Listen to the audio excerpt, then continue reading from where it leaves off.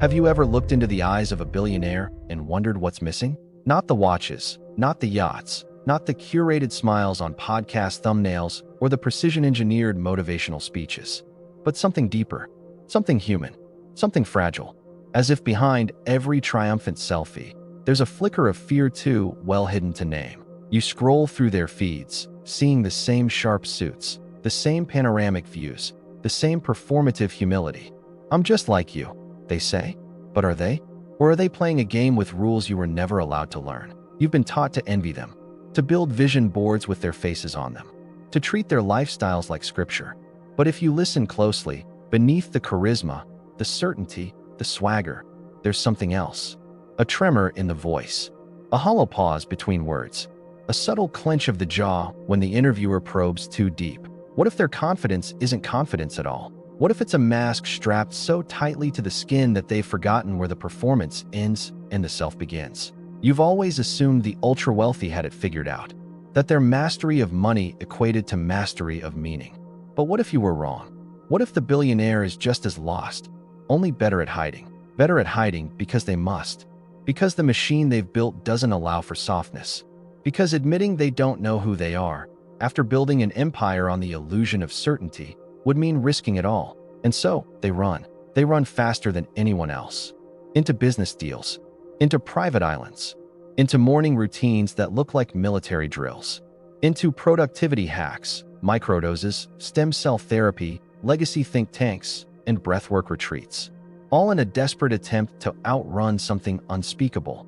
The terror that if they ever stood still long enough, they'd have to meet the version of themselves money can't fix. You think they've won. But what if their wealth is just a clever disguise? What if the true cost of billionaire status is psychological exile? They can't tell you what keeps them up at night. They can't admit that their success feels like a gilded cage. They certainly can't confess that every deal, every tweet, every public appearance is a carefully orchestrated attempt to silence an internal scream. Because if the world finds out they're just as scared, the whole illusion collapses. So they wear the armor of certainty. They hire coaches to sculpt their personal brand into a modern-day oracle. They give you advice like, just grind harder or believe in yourself, because to do otherwise would be to risk your gaze falling through the cracks in their story. But you've seen it, haven't you? The moment their smile falters, the moment the camera cuts too slowly, the way their words turn robotic when asked something real, like love, purpose, mortality. They deflect, they joke, they pivot, because the truth is unbearable. That no matter how far they climb, the void climbs with them. And this isn't about schadenfreude. This isn't a celebration of their hidden suffering.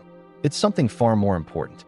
It's about the story you've been fed. You've been taught to chase their shadow, but no one warned you that shadows don't bleed. No one warned you that the deeper you follow their path, the more you risk building your life atop a foundation of suppression, not self-knowledge. So ask yourself, why do the wealthiest people, those with the most freedom, so often appear the most imprisoned by image? Why does the billionaire always need a brand? And why do their smiles feel rehearsed? What are they hiding? What are you chasing? And what if the empire of ambition is just a very elaborate way to avoid one terrifying truth? That even at the top of the mountain, the question remains unanswered. Who are you when the world stops looking? Let's go deeper. You were told that freedom lives at the peak of power. That once you accumulate enough wealth, enough influence, enough admiration, you will finally be safe from the question that haunts every soul. Am I enough? But no amount of private jets or best-selling books can answer a question that was never external to begin with. The billionaire doesn't just accumulate money, they accumulate mirrors. Each follower, each headline, each brand collaboration becomes another surface onto which they project an image, hoping, desperately, that if enough people believe it, they can believe it too.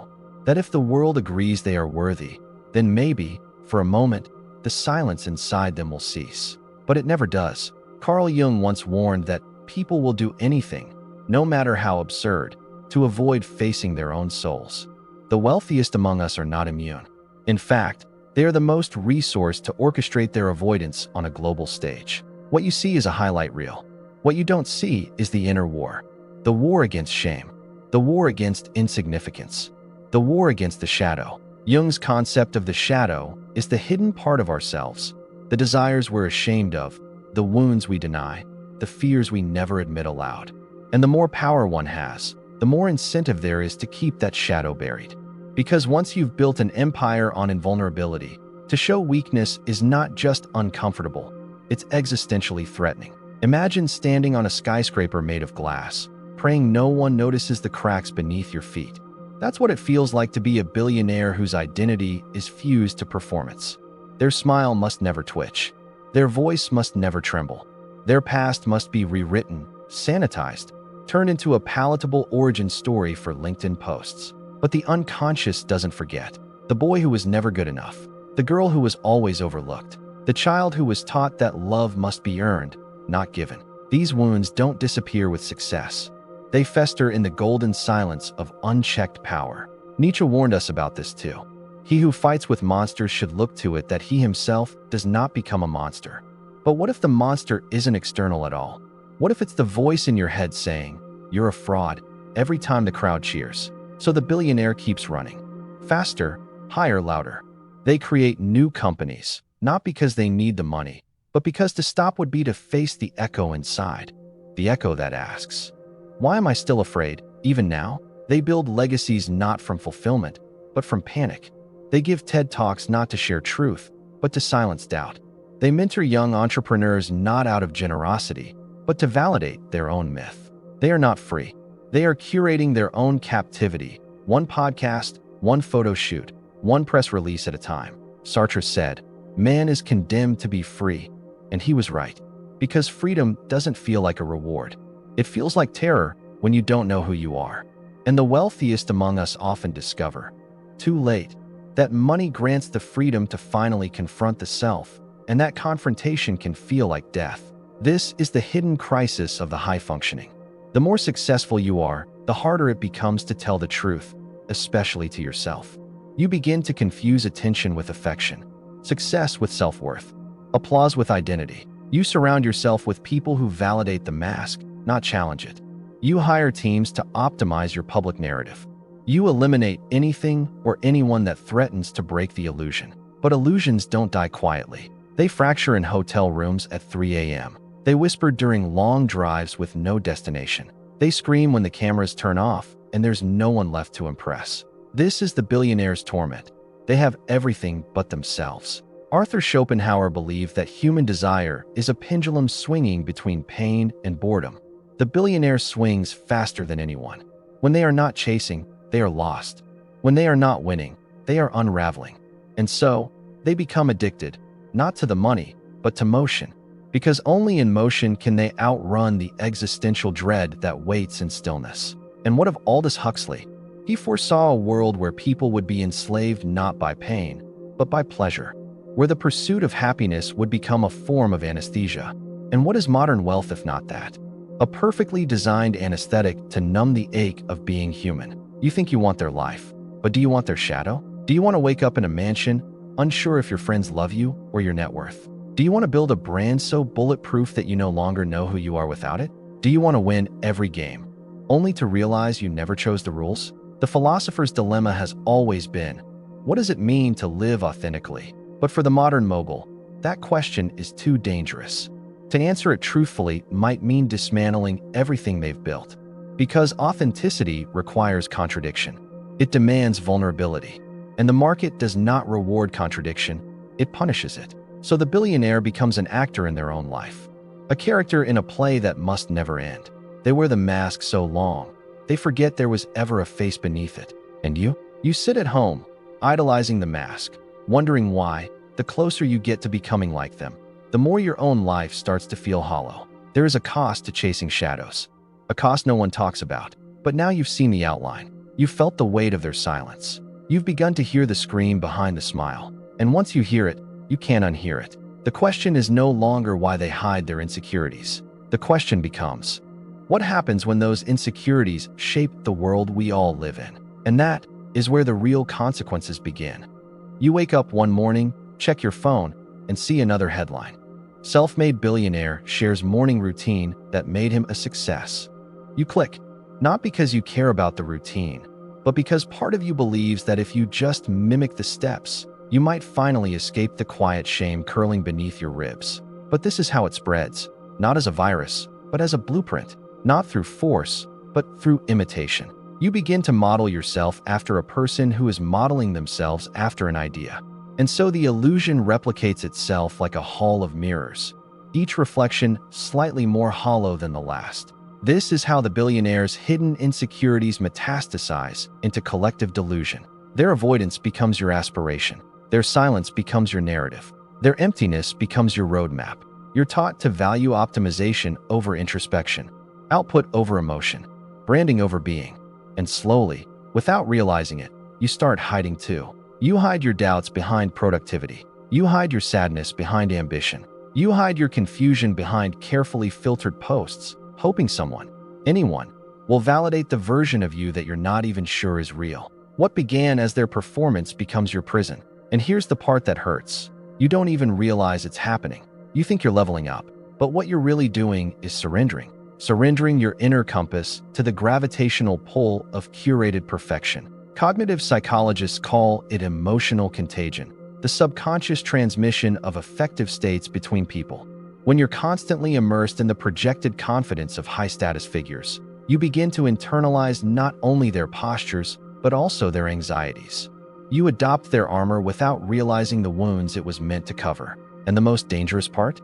The armor works. At first, you feel a rush of control, a sense of purpose. You get better at hiding the parts of yourself that feel too raw, too unsure. You learn to say the right things, wear the right mask, repeat the mantras of the successful.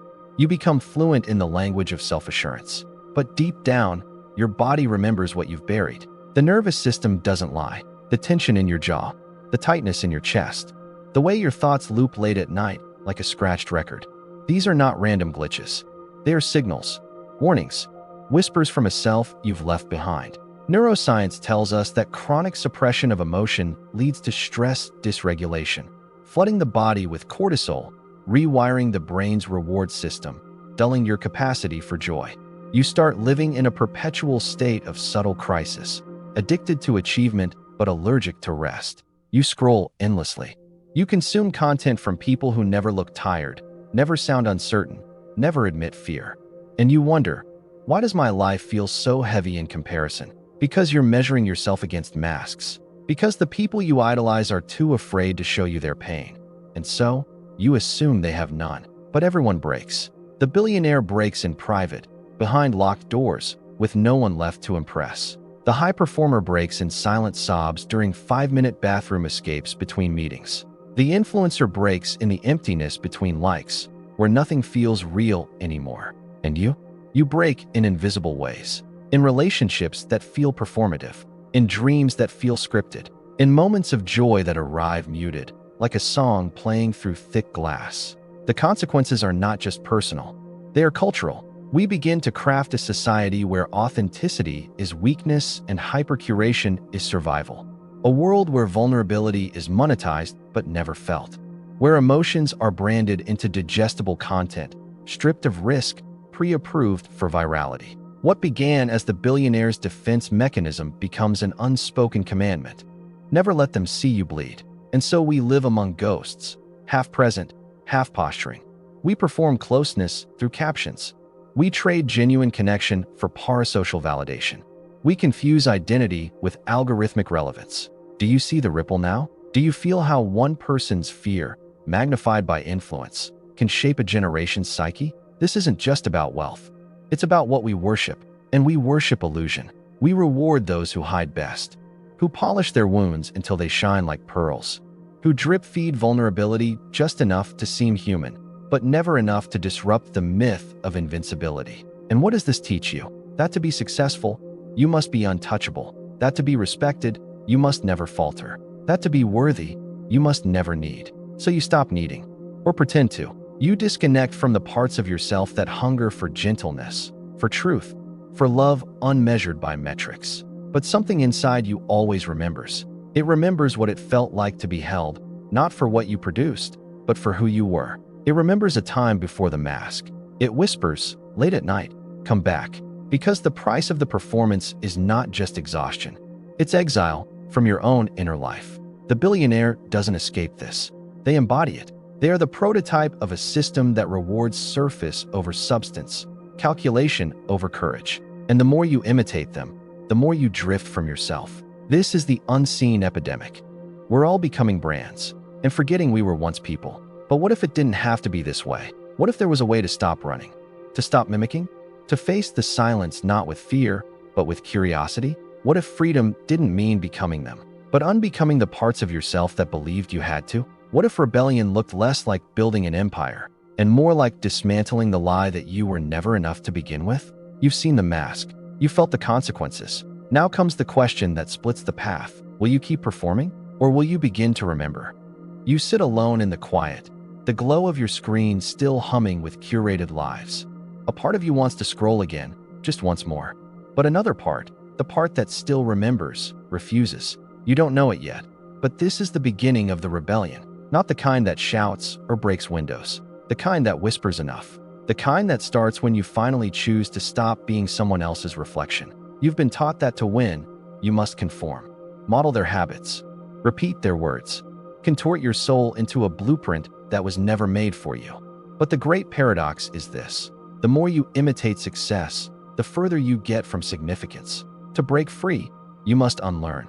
Unlearn the belief that visibility equals value. Unlearn the voice that says, don't feel too much. Unlearn the story that your worth is something to prove. Because rebellion begins not in the world, but in the psyche. And yours is aching to remember what it means to be whole. Jung once said, the privilege of a lifetime is to become who you truly are. But that's the very privilege the world conditions you to abandon. Why? Because your true self can't be monetized. Your rawness doesn't trend. Your contradictions confuse the metrics. So the rebellion begins here, in your refusal to fit. You were not born to be streamlined. You were not meant to be palatable, predictable, or easily understood.